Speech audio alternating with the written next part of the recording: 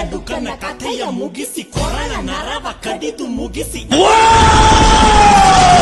ಬೀದಿಲಿ ನರ ಕತ್ತರಿಸಿ ಈತದಂಗೆ ಹೊಸಕಿ ಬಿಡಲು ಬಿಸಿಯ ರಕ್ತ ಬಸಿತು ಬಿಡಲು ತುಂಡು ತುಂಡು ತುಂಡರಿಸಲು ತಪ್ಪುಗಳ ತಲೆ ಕಡಿಯಲು ಅಬ್ಬರಿಸುತ್ತ ಬೊಬ್ಬಿರಿಯುತ್ತ ಬಲಿಪೀಠ ಅಣಿ ಮಾಡಿರುವೆ.